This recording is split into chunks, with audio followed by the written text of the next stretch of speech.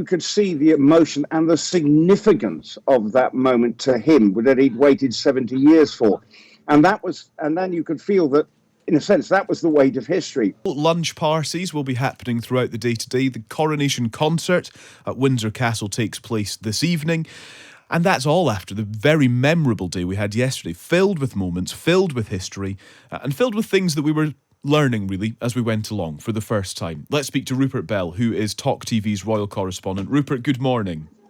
Good morning, Callum. Yes, I greet you from a muddy field in Gloucestershire this morning. You've gone from the glamour of a coronation to a muddy field in Gloucester.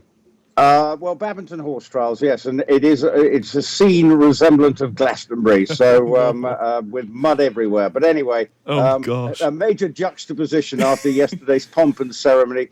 Mud all over my shoes today. Yeah, absolutely. We're so glad to be speaking to you once again, Rupert. I think I wanted to start just by sort of considering King Charles and his the various stages of the day, because he definitely looked solemn, possibly even sombre, a little nervous as he entered Westminster Abbey yesterday. But then we saw him through the day kind of relaxing as he progressed into various things. Was it the salute in the grounds of Buckingham Palace and the fly past on the balcony moment? It was just noticeable to sort of observe his own behaviour as he responded to yesterday.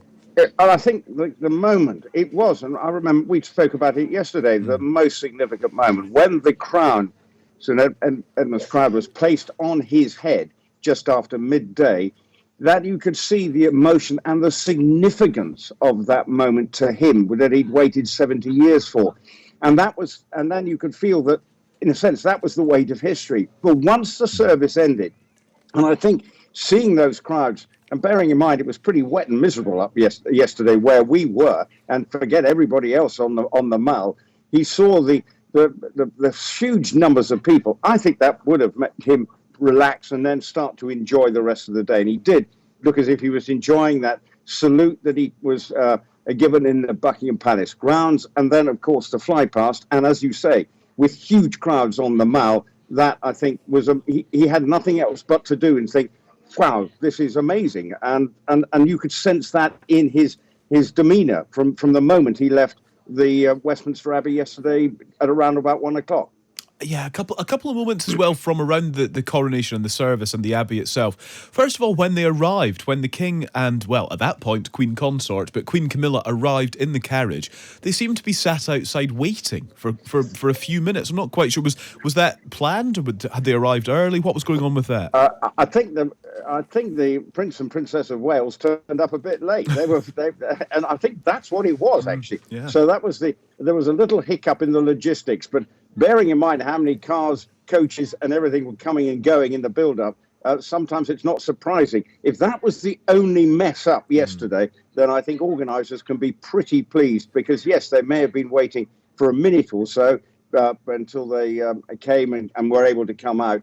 Yes, that was a little moment, and maybe that sort of added to, maybe made the King feel a little frustrated, because he probably just wanted to get on for it and was wondering what was going on, because I don't know what the communication was like between him and everybody else as he was waiting to come into the Abbey. But otherwise, it seemed to be pretty seamless from the moment everybody entered the Abbey. Yeah, that hesitation while they were waiting outside the Abbey, we were all on our rooftop position, and we were quite taken aback because a minibus came driving past them as they were parked, kind of obscuring the view somewhat. And you're like, oh, hang on a second, I'm not sure that should be happening. But yes, that's interesting that the Waleses were sort of holding up proceedings to some extent. I suppose during the service as well, then, Rupert, so many significant moments. As you say, the placing of the crown, of course, but I was also quite taken by the moment between William and Charles, between father and son, where the Prince of Wales paid homage to his father and promising to serve as his liege man of life and limb. And that is reminiscent of past experiences. His grandfather did that for his grandmother, so famously in 1953. And I just wonder what that sort of moment will look like when it is William's coronation. It was one of those things where I was observing it then, thinking about the past and thinking about the future of it too. Yes, and bearing in mind their relationship has not always been close, then it was a very personal moment between father and son.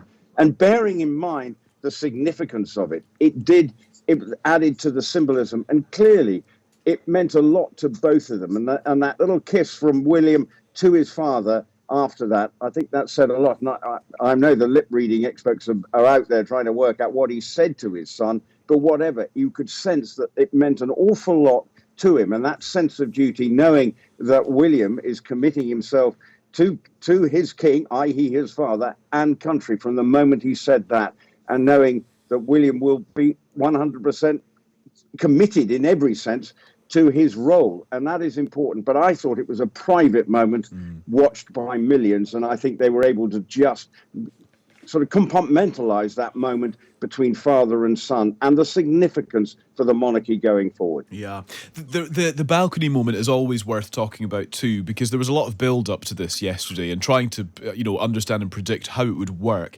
in terms of who was present and who was absent. It really does speak to the kind of, I suppose, in some ways, the modern nature of the royal family, where it is a bit fragmented and it is a bit difficult, and that is actually what was demonstrated on the balcony.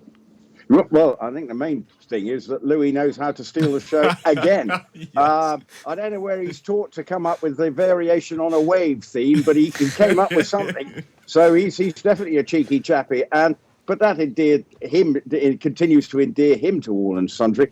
The other thing is, with all the pomp and circumstance on the balcony, you did see the element of the new mobile phones taking pictures from behind the door, and I just wonder.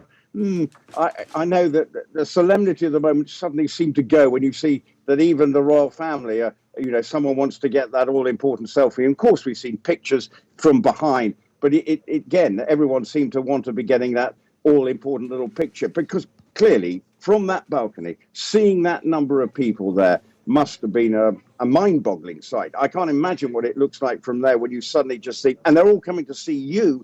It is an extraordinary moment for that person. And clearly, I remember the Queen last year, that was one of the most important moments in the Platinum Jubilee, her coming out, because to see her public in the Platinum Jubilee's case for that last time on the Monday in such an open way was one of the great defining moments of my experience of this job. And for everybody who was there was privileged. And for yesterday in the rain, it was absolutely a defining moment for those people. And that's what I think the King reacted to in such a buoyant and came out for an encore, which I thought, again, because I remember, I don't know, I was talking to you at the time. I said, do you think he's going to come out for an encore? And yes, he did, which I thought was a bit rock and roll, actually. So, absolutely.